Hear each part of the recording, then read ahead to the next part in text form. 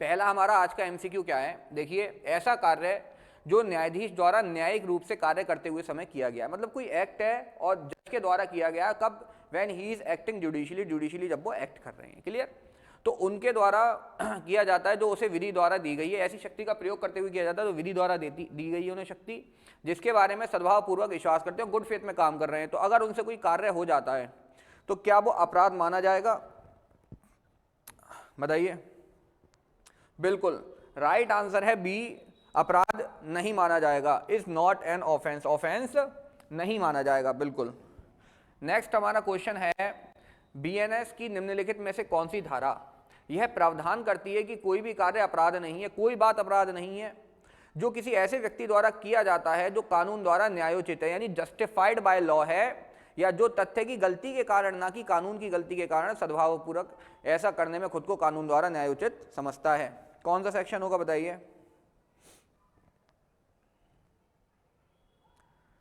बताइए, justified by law.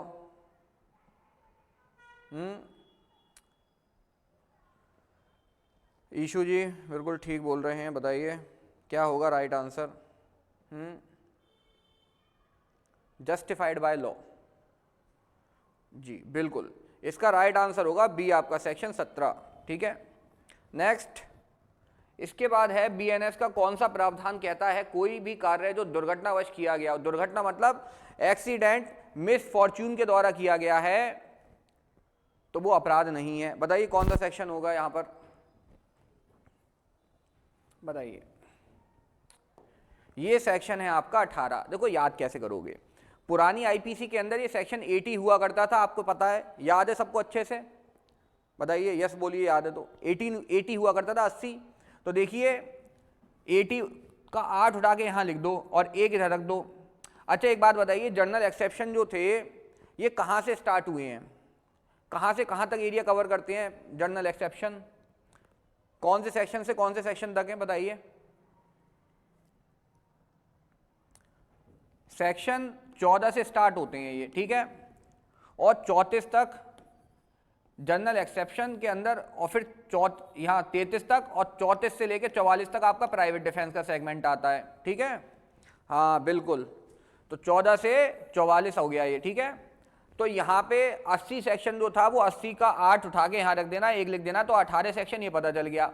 अब आपको अगर वो वाली सीरीज याद है, सारे सेक्शन याद है, तो 18 से काउंट करके ऊपर नीचे को आप सारे सेक्शन यहाँ से निकाल सकते हैं, ठीक है, क्लियर, आसान है तरीका। नेक्स्ट हमारा एमसीक्यू आज का है, निम्नलिखित में से कौन सा बीएनएस की धारा 18 के तहत दुर्घटना से बचाव का एक अनिवार्य घटक नहीं है, क्या अनिवार्य घटक नहीं है, इनमें से क्या चीज नहीं चाहिए सेक्शन 18 के अंदर, वही मिस फॉर्च्यून, मिसकंडक्ट, सबा, गुड इवनिंग बेटा, बताइए कौन सा इसमें से नेसेसरी नहीं है सेक्शन 18 के कवर होने के लिए, यानी दुर्घटना दुर्भाग्य से बचाव के लिए। कार्य दुर्घटना या दुर्भाग्य से होना चाहिए, बिल्कुल सही बात है। बी कह रहा है कार्य किसी आपराधिक इरादे से नहीं किया जाना चाहिए, बिल्कुल, कोई भी आपकी क्रिमिनल इंटेंशन नहीं होनी चाहिए। कार्य को उचित देखभाल और सतर्कता के साथ करने की आवश्यकता नहीं है, बिल्कुल गलत बात है। देखिए आपको बचाव तभी मिलेगा जब आप सतर्क और सावधान हैं, यानी आप देखिए सतर्कता और सावधानी का मतलब क्या होता है, गुड फेथ की डेफिनेशन क्या है, गुड फेथ कौन से सेक्शन में है, बताइए जल्दी से डिफाइन, कौन बताएगा, जल्दी बताइए, गुड फेथ कौन से सेक्शन में डिफाइन किया गया, कल हमने ये एमसीक्यू यहां इसी क्लास में किया था, बिल्कुल सेक्शन नंबर बता दीजिए ईशू जी। हाँ सिमा शिवानी क्या बात है, सेक्शन 211, सेक्शन 211 बताया था कल मैंने, और क्या बताया था 211 गुड फेथ का मतलब होता है केयर एंड, है केयर से किया गया और किससे, कॉशन, ठीक है। तो 1 और 1 11 साथ मिलके सब काम करते हैं तो अच्छाई के लिए काम होता है, तो गुड फेथ 211, ठीक है। तो यहां पर ये राइट आंसर है, कार्य आपको सतर्कता, क्या बोलते हैं, उचित देखभाल और सतर्कता के साथ ही करना है, ठीक है, ये नहीं होना चाहिए था यहां पर, इसीलिए गलत हो गया। अब वर्ल्ड फेमस जुपिटर मार्स, सब पे फेमस इलस्ट्रेशन आपके सामने है, ये बताइए इसका आंसर। ए कुल्हाड़ी से काम कर रहा है, कुल्हाड़ी का सिर, कुल्हाड़ी का फल, सिर नहीं फल होता है, ठीक है, कोई बात नहीं, फल उड़ जाता है और पास में खड़े एक व्यक्ति की मौत हो जाती है, बढ़िया रहा न्यूटन नहीं थे वहां पर। जब ये लकड़हारा काम कर रहा था, वरना सेब की जगह कुल्हाड़ी का फल गिरता। और भाई साहब खोज नहीं हो पाती फिर उसकी। हाँ, किस चीज़ की खोज की थी न्यूटन साहब ने? ग्रेविटी की। आज भी बिना ग्रेविटी के जी रहे होते। चलिए, एक ही ओर से उचित सावधानी की कमी है, उसका कृत्य है। क्या है उसका कृत्य बताइए? क्या करा है बेचारे ने यहाँ पर कुल्हाड़ी से, लकड़हारे ने? हाँ, ग्रेविटी खत्म कर दी है। ये तो ऑप्शन में ही नहीं है, जल्दी बताइए क्या होगा राइट आंसर? राइट आंसर है उसका कृत्य क्षमा योग्य है, अपराध नहीं है। बिल्कुल सही जवाब। क्या बात है, कुछ नहीं है, चलो माफ कर दो। देखो यही होता है, कहते हैं ना समय का खेल है। बढ़िया रहा, उस समय नहीं था ये। अब दूसरा है, बी डूब रहा है हमारा। एक बी नाम का आदमी है, वो डूब रहा है और बेहोश है। ए उसकी जान बचाने के लिए उसे हुक से पानी से बाहर खींचता है। वो मछली पकड़ने वाला हुक होता है ना, कुछ नहीं मिला, उनने वही हुक घुमा के मार दिया। पता चला उसकी पैर में गड़ गया हुक और खींच रहा, उससे खून निकल आया उसके पैर के अंदर।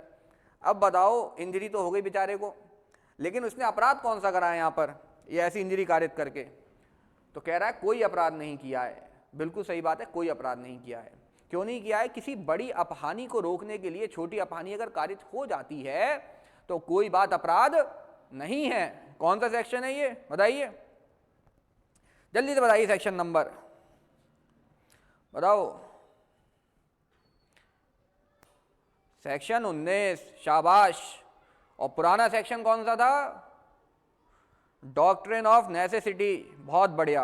पुराना सेक्शन कौन सा था? 81, बहुत बढ़िया, शाबाश। देखो नए के साथ पुराने को भी याद रखना है। यहाँ पर कोई बात अपराध नहीं है, पुराना सेक्शन 81 है ये। एक कामगार चेतावनी देते हुए छत से बर्फ फेंकता है, मतलब एक वर्कमैन है, वो छत से बर्फ फेंक रहा है, ठीक है, और बिल्कुल क्या दे रहा है? चेतावनी भी दे रहा है, आपको वार्निंग भी दे रहा है। लेकिन नीचे से एक राहगीर निकल जाता है, ऊंचा सुनने वाला था वो, उस पर गिर गई, बेचारा मर गया वो। तो यहाँ पर जो वर्कमैन है उसने क्या किया है यहाँ पे बताइए, कौन सा अपराध किया है? बिल्कुल right answer, D is the right answer. दोषी नहीं है क्योंकि मौत आकस्मिक थी, ठीक है। इसके बाद निम्नलिखित में से कौन सा, ये प्रस्ताव यहां पे गलत है, इसका मतलब है कि कौन सा स्टेटमेंट सही है। इन चार में से कौन सा स्टेटमेंट सही है? पहला स्टेटमेंट है कोई भी कार्य अपराध नहीं है जो न्यायिक रूप से कार्य करते हुए न्यायाधीश द्वारा किया जाता है। बिल्कुल सही बात है, जुडिशियली एक्ट करते हुए अगर कोई एक्ट हो जाता है तो आप लायबल नहीं होंगे, जज साहब लायबल नहीं होंगे। कोई भी कार्य अपराध नहीं है जो किसी ऐसे व्यक्ति द्वारा किया जाता है जो कानून द्वारा न्यायोचित हो। ये भी बात सही है, सही है। जल्लाद वाला काम, कोई भी कार्य अपराध नहीं है जो किसी व्यक्ति द्वारा दुर्घटनावश किया जाता है। तो कौन सा स्टेटमेंट सही है इसके अंदर? D is the right answer, सारे ही स्टेटमेंट सही हैं। अगला एमसीक्यू है बीएनएस की, निम्नलिखित धाराओं में से किस धारा के तहत अपराधी की सहमति के बिना किसी भी सजा को कम किया जा सकता है? यानी commutation of sentence without the consent of offender. क्या करना? कम्यूट करना, मतलब कम करना सेंटेंस को, और विदाउट द कंसेंट, बिना कंसेंट के, किसकी? ऑफेंडर की।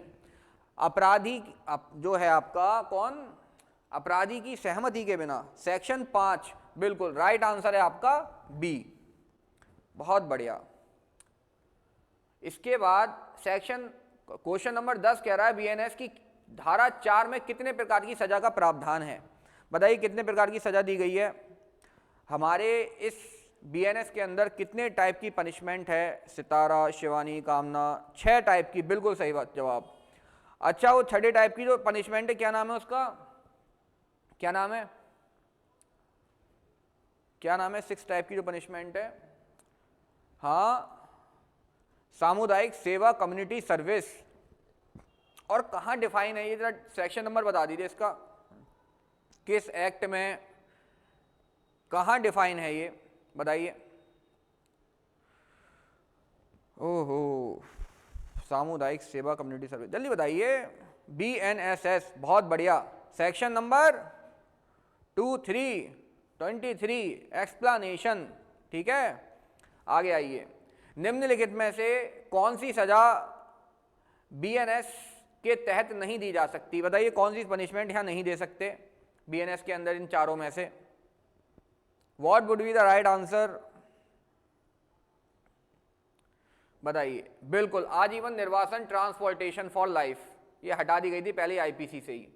अब कह रहा है बीएनएस के अंतर्गत दिए जाने वाले दंड के विभिन्न प्रकार क्या हैं? कौन कौन से पनिशमेंट दिए जा सकते हैं इन सब में, बताइए।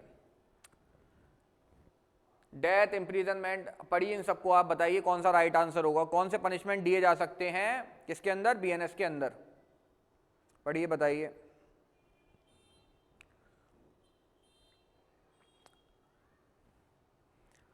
बिल्कुल राइट आंसर क्या है आपका? राइट आंसर है सी, मृत्यु, आजीवन कारावास, किसी पर्टिकुलर अवधि का कारावास, संपत्ति की जब्ती, जुर्माना, सामुदायिक सेवा और आजीवन निर्वासन नहीं। ये सी नहीं है, सी गलत है। ट्रांसपोर्टेशन कहाँ गया हमारा? राइट वाला गया इम्प्रीजनमेंट, फाइन, कम्युनिटी सर्विस, ठीक है। और for future of property, B is the right answer, B हमारा राइट आंसर है, ठीक है, बी है राइट आंसर। चलो आगे, कौन सजा कम कर सकता है? Who has the power to commute the sentence? Good evening Ruby. किसको पावर है कम्यूट करने की?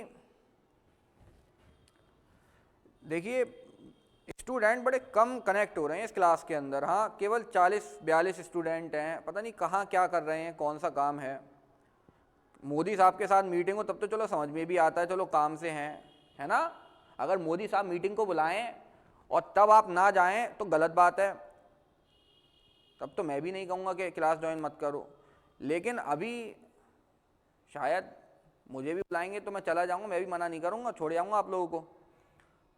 लेकिन आप लोग भी थोड़ा ध्यान रखो, क्लास रेगुलर अटेंड करो। देखो प्रैक्टिस का मामला है। ट्रम्प साहब, हाँ ट्रम्प साहब बुलाएं, मोदी साहब बुलाएं, अरे राहुल गांधी बुलाएं, तब भी चले जाना, कोई दिक्कत नहीं है। लेकिन अभी आपके लिए सबसे बड़ा काम है पढ़ाई, सही है क्या यार? समझते ही नहीं हो। बताओ कौन क्या है इसका राइट आंसर 13 का?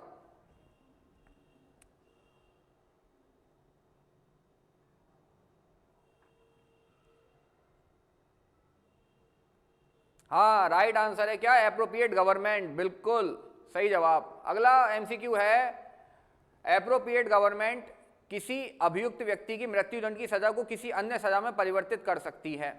किसकी सहमति से? कह रहा है विद द कंसेंट ऑफ, अभियुक्त की सहमति से, अभियुक्त के रिश्तेदारों की सहमति से, अभियुक्त के वकील की सहमति से, और चौथा ऑप्शन होना चाहिए अभियुक्त की धर्मपत्नी की सहमति से।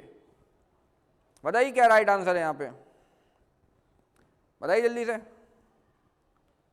किसकी सहमति से? डी, उपरोक्त में से कोई नहीं। आप यानी चाहती नहीं हो बेचारा वो बाहर निकल के आए। हाँ बिल्कुल सही जवाब। चलो, सजा की अवधि के अंशों की गणना करते समय बीएनएस की धारा 6 में निर्धारित किया गया है कि आजीवन कारावास को निम्नलिखित कारावासों के बराबर माना जाएगा। देखिए पहले बताइए सेक्शन 6 के अंदर क्या माना गया है? वाइफ नहीं है ऑप्शन। अरे रेणु जी वो हम लेकर आए हैं, नहीं है। हाँ बताइए जल्दी से क्या है इसका राइट आंसर? देखिए राइट आंसर है सी। देखिए बहुत सी ऐसी जगह क्या करना पड़ता है हमें कि जैसे किसी पनिशमेंट का हमें हाफ टर्म अवॉइड करना है, 1/4 अवॉइड करना है, तो अगर आजीवन कारावास सजा है उस प्रावधान में, तो आजीवन कारावास का 1/4 क्या मानोगे? सपोज करो कोई 50 साल का व्यक्ति है, उसने कोई अपराध कर दिया, उसे आजीवन कारावास दिया गया, तो उसकी सजा कितनी मानोगे आजीवन कारावास की? प्रिडिक्शन करोगे, उसका वजन तोला जाएगा, उसका वो हेल्थ देखी जाएगी, कितने साल और जिंदा रह सकता है, उसका एमआरआई कराओगे कि लाइफ एक्सपेक्टेंसी कितनी है इसकी। हाँ उसी हिसाब से दोगे 1/4 बची हुई के हिसाब से, नहीं ना। तो तब हमें फ्रैक्शन की जरूरत पड़ती है, तब हम मानते हैं कि 20 साल है आजीवन कारावास की अवधि। ठीक है, बहुत बढ़िया। नेक्स्ट क्वेश्चन है, मृत्यु दंड दुर्लभ मामलों में दिया जाना चाहिए, यानी rarest of the rare case कौन सा है? जल्दी बताइए। रेयरेस्ट ऑफ रेयर, देखो ये बिल्कुल वही रेयरेस्ट ऑफ रेयर है जो मैं कह रहा हूं ना, मोदी साहब जी के साथ मीटिंग, राहुल गांधी साहब के साथ मीटिंग, तो वो रेयरेस्ट ऑफ द रेयर वाला लगे तब तो चले जाना क्लास छोड़ के, वरना मत जाओ भैया। हाँ देखो तुम्हारे फ्यूचर का सवाल है। हाँ ए इज द राइट आंसर, बचन Singh versus state of Punjab. Next MCQ है, बीएनएस की कौन सी धारा यह प्रावधान करती है कि सजा पूरी तरह और आंशिक रूप से कठोर या सरल हो सकती है? सही है, विच sentence of BNS provides that sentence may be Holi और पार्टिली रिग्रेस और सिंपल? आधी सिंपल आधी रिग्रेस, बताओ। मम्मी बुलाएं तो चले जाना भैया, वरना गिलास विलास आ जाए उड़ के या चप्पल वप्पल तो चले जाना बेटा। ठीक है, आगे आ जाओ। इसको बताओ कैसे याद करोगे? हाँ जैसे कोई गाना सुना है, जब कोई बात बिगड़ जाए, जब कोई मुश्किल पड़ जाए, तुम देना साथ मेरा, है ना, शादी वाला। तो शादी में कभी पिटाई होती है, कभी सब कुछ सही चलता है। तो ये 7 सेक्शन है। ये कह रहा है कभी लाइफ सिंपल रहेगी, कभी रिग्रेस वाली रहेगी। तो section 7 is the right answer. ठीक है, ऐसे याद कर लेना इसको। देखो, लॉ इज अ लॉजिक, आधा लॉ लॉजिक पे खत्म कर दूंगा मैं आपका। ठीक है, आ रही बात समझ में? ठीक है, चलो आगे। अगला कह रहा है बीएनएस सीमा का सामान्य अपवाद, और पहले पढ़ते हैं, ये गलत लिख गया है यहाँ पे, मिस्टेक है। इंग्लिश में कह रहा है general exception of BNS limit and override offence and penal provision. कहने का मतलब है जनरल एक्सेप्शन कहां से किस सेक्शन से किस सेक्शन तक दिए गए, ये बता दीजिए आप। क्या होगा राइट आंसर? तो राइट आंसर है आपका डी, 14 से लेकर 44। मैंने भी बताया था 14 से 44, और फिर 14 से कितना 33, और 34 से लेकर 44 प्राइवेट डिफेंस है यहां पर। क्लियर? अब बताओ सेक्शन 33 में क्या होगा? सेक्शन 33 के अंदर बताओ क्या होगा? पुराना 95 सेक्शन क्या था? हाँ, विधि छोटी मोटी बातों पर ध्यान नहीं देती है। हाँ, डी मिनिमिस क्या था, समझे? चलो बहुत बढ़िया। आगे कह रहा है इग्नोरेंशिया जूरिस नॉन एक्यूसेट का मतलब क्या है? देखो हिंदी में भी इसकी भैया यही होगा। अब ज़्यादा हिंदी की इच्छा ना करें, जीएसटी लग जाएगी। ठीक है, इग्नोरेंशिया जूरिस नॉन एक्यूसेट क्या मतलब है इसका बताइए। हाँ बताइए क्या आंसर होगा, what would be the right answer? कह रहा है विधि की भूल क्षम्य नहीं है, तो कानून की अज्ञानता कोई बहाना नहीं है। बिल्कुल राइट आंसर है ए। नेक्स्ट क्वेश्चन है A an officer of a court, न्यायालय के अधिकारी ए को न्यायालय द्वारा बाई को गिरफ्तार करने का आदेश दिया। यानी एक कोर्ट ने एक पुलिस ऑफिसर को किसी व्यक्ति को अरेस्ट करने का ऑर्डर दिया, और उचित ढंग से जांच के पश्चात वो पुलिस ऑफिसर ने विश्वास करते हुए कि जेड ही बाई को अरेस्ट करना था, जेड को अरेस्ट कर लाए, तो जेड को गिरफ्तार कर लेता है। ए द्वारा क्या गलती की गई है बताइए? यहां कौन सी गलती मानी जाएगी? Mistake of fact, mistake of law, A और बी दोनों, या डी कोई भी नहीं? बताइए क्या होगा इसका सही जवाब? बिल्कुल राइट आंसर है इसका ए, तथ्य की गलती, mistake of fact. Clear? Next question है आपका, बीएनएस की निम्नलिखित में से कौन सी धारा यह प्रावधान करती है कि न्यायालय के निर्णय या आदेश के अनुसरण में किया गया कार्य अपराध नहीं होता है? बताइए कौन सा सेक्शन है इसका? बताइए। मैंने ये आपको पिछली से पिछली शायद सेकंड क्लास में याद कराया था ये क्वेश्चन मैंने। और बताओ जरा क्या लॉजिक से याद कराया था, कोई बता सकता है? कौन बताएगा? बताने वाले के लिए शाबाशी, जल्दी। 3 2 1 टाइम ओवर, बताओ जल्दी। छोला, अरे रेनू जी क्या बात है।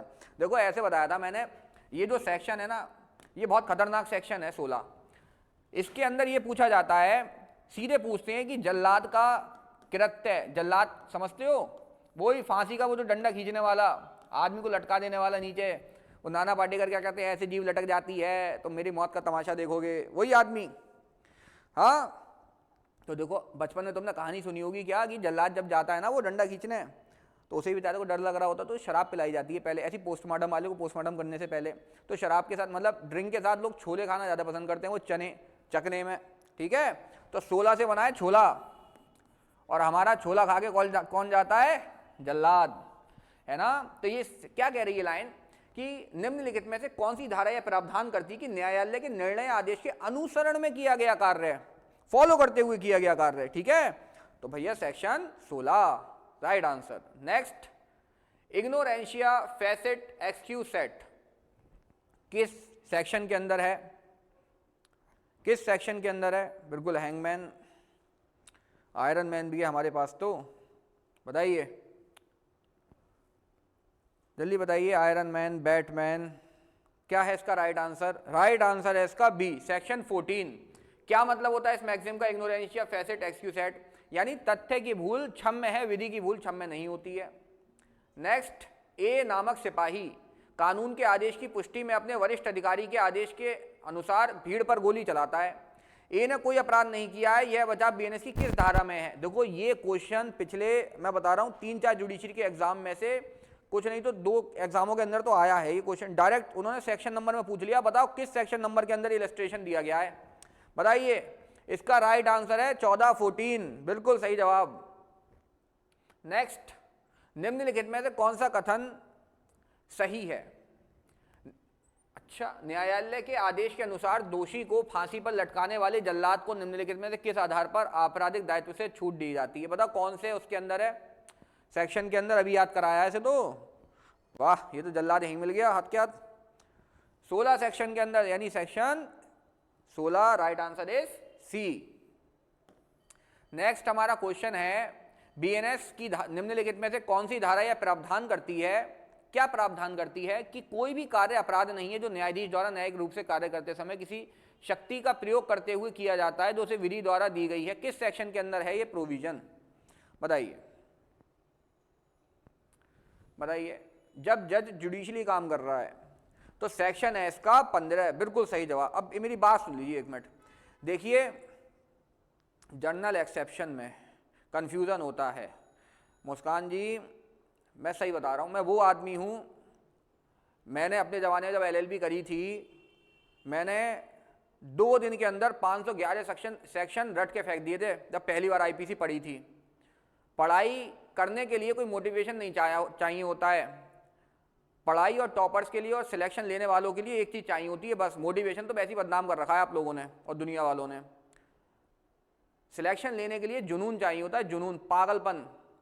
क्या पागलपन? 2 दिन में 511 सेक्शन याद करे थे मैंने, विद किस सेक्शन नंबर के अंदर, किस सेक्शन नंबर में क्या चीज दी गई है, 2 दिन के अंदर, समझे बेटा? कौन से जमाने के हैं? मुझे इस फील्ड में 8 साल हो गए हैं, 3 साल का मेरा टीचिंग करियर है, 4 बार नेट, समझे? तो मुझे बहुत टाइम हो गया है। तो मैंने 2016 में याद करी थी आईपीसी पहली बार, ठीक है? जुनून बेटा, जुनून। भूखे को रोटी खुद खानी है बेटा, भूखे वाला जमाना तो पुराना चला गया है, लेकिन आज का जमाना ये चल रहा है कि अगर आप कमजोर रह गए तो दूसरा आदमी तो आपकी छाती पर पैर रख के आगे बढ़ जाएगा, ये हकीकत है। अगर आप कमजोर रह गए तो अपने आप को इन टर्म्स ऑफ एजुकेशन और स्टेटस सब में ऊपर लेके जाना है, और एजुकेशन ही पहला और आखिरी रास्ता है, सही है, किसी भी व्यक्ति के लिए, कि ये सबको उपलब्ध है, ठीक है? विरासत में नहीं मिलती है एजुकेशन, एजुकेशन मिलती है, कमानी पड़ती है, समझ रहे हैं आप? तो जुनून से पढ़िए, स्ट्रेटेजी बताएंगे। देखिए मेरा एक क्रिमिनल लॉ का बैच चल रहा है जिसमें मैं तीनों क्रिमिनल लॉ ऐसे याद करा रहा हूं दिल से, दिमाग लगाने की जरूरत नहीं है, ठीक है? तो आपके कोई दोस्त, आपके कोई कॉलेज में जो बच्चे अभी नया क्रिमिनल लॉ पढ़ रहे हैं, तो आप हमारा जो ग्रुप है उसके अंदर ये पैम्पलेट दिया गया है, उसको शेयर कर दें, उनको इन्फॉर्मेशन पहुंचा देगी। नया बैच अभी सर ने चालू करा है और बहुत ही तूफानी तरीके से पढ़ाए जा रहे हैं तीनों क्रिमिनल लॉस के अंदर। अभी 3-4 दिन हुए, रिकॉर्डेड सारी क्लासें हैं। तो सेक्शन याद करने की कोई ट्रिक बता दीजिए। ट्रिक तो मैं बना के दूंगा ना आपको। देखिए आपका काम कुछ नहीं है, हम आपके लिए हैं यहाँ पर तत्पर। सेल्फ टीचिंग में देखिए आप सेल्फ जैसे खुद प्रिपरेशन कर रहे हैं और मैं, हमारा टारगेट फॉर आईक्यू आपको प्रिपेयर करा रहा है, उसमें सबसे बड़ा अंतर ये रहता है क्योंकि आप जो चीज़ दिन में 6 घंटे में बैठ के प्रिपेयर करेंगे, मैं आपको आधे घंटे में आऊँगा, वो सारा याद करा के चले जाऊँगा और आप उसकी प्रैक्टिस कर लेंगे। बताइए, ये होता है तैयारी स्वयं करने में और कहीं किसी के साथ तैयारी करने में, ठीक है? तो जो भी बैच आप ज्वाइन करना चाहें, असम जुडिशरी का, क्रिमिनल लॉ का, यूजीसी नेट की प्रिपरेशन किसी आपके साथी को करनी हो, आपको करनी हो, तो उसका बैच हमारा करंट में चल रहा है, उसको आप ज्वाइन कर सकते हैं, ठीक है? तो अब आज का सेशन यहीं तक था। देखिए हमने एमसीक्यू आज के कंप्लीट कर लिए हैं। कल फिर 7:15 बजे हम 7:15 पर यहाँ पर दोबारा मिलेंगे, उपस्थित होंगे और फिर आगे और एमसीक्यू याद करेंगे और नई नई ट्रिक बताऊंगा आपको, नए नए लॉजिक याद करने के, ठीक है? चलिए अब आपसे मिलते हैं कल, तब तक के लिए टेक केयर। कोई भी बैच से रिलेटेड अगर जानकारी चाहिए तो आप हमारे कांटेक्ट, जो हमारा नंबर है टारगेट फॉर आईक्यू का, वहां पर कांटेक्ट कर लीजिए, आपको सारी इंफॉर्मेशन प्रोवाइड कर दी जाएगी, ठीक है? चलिए अब मिलते हैं आपसे कल सेम टाइम और सेम जगह, ठीक है? Take care.